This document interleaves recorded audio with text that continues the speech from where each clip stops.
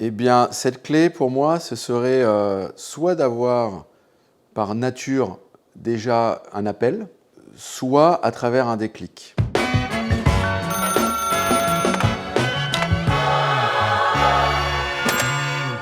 Alors, moi, j'ai déjà, de toute façon, toujours eu une sorte de prise de conscience qu'on n'était pas, encore une fois, uniquement régi par le mental.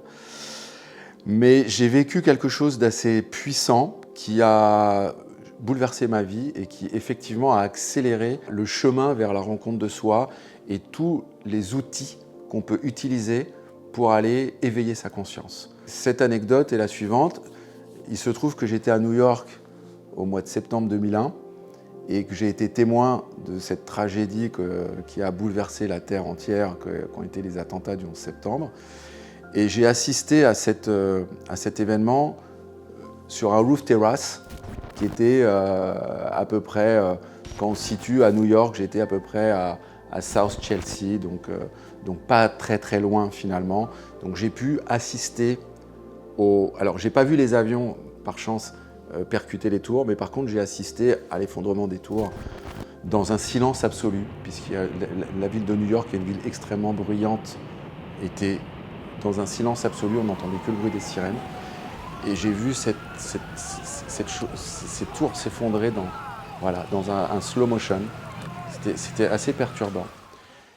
Et ce qui s'est passé, donc forcément, la première émotion que j'ai ressentie, ça a été une immense panique. J'ai presque cru que ma dernière heure était arrivée, parce que je me suis dit, en entendant tout ce qui était en train de se passer, les détournements d'avions, je me suis dit, c'est l'apéritif en fait.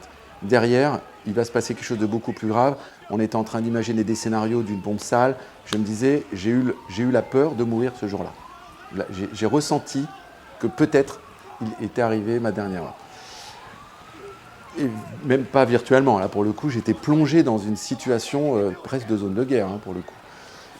Et une fois que ça s'est calmé, la journée a vraiment été en deux temps. Il faisait un temps magnifique, le vent a poussé heureusement la fumée, mais on voyait les gens qui revenaient un peu, les Walking Dead, quoi. C'était vraiment une situation de chaos. Donc j'ai connu cette émotion de chaos profonde, qui a été un électrochoc mental, physique, très puissant. Et à la deuxième phase de la journée, c'est-à-dire qu'à la fin de la journée, on a commencé à comprendre qu'il n'y aurait plus, enfin en tout cas qu'il n'y avait pas d'autres grosses situations dangereuses qui se présentaient, que ça avait l'air que ça s'était calmé.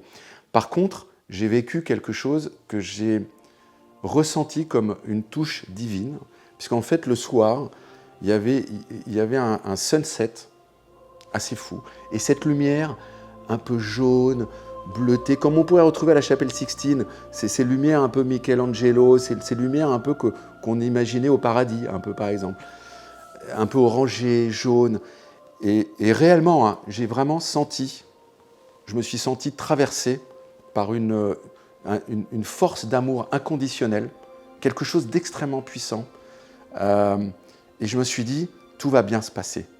En fait, c'est très violent ce qui s'est passé, mais peut-être ça va éveiller les consciences.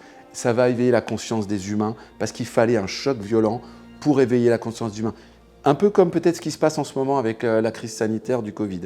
Il faut des chocs à un moment donné, et je pense que l'éveil des consciences doit aussi passer par des actions ou des situations de vie qui font que les gens vont d'un seul coup sortir de leur petit quotidien, de leur zone de confort, et vont prendre conscience de toute l'importance que la vie est et de ce qu'on peut ressentir. Et c'est vrai que cette touche, j'appelle ça ce touch of God, a pour moi été le plus grand déclic qui a fait qu'à partir de ce jour, déjà j'ai célébré la vie et je suis dans la gratitude quotidienne d'être en vie, d'être en bonne santé. Et en plus de ça, j'ai pris conscience qu'il y avait quand même une force supérieure qui est divine.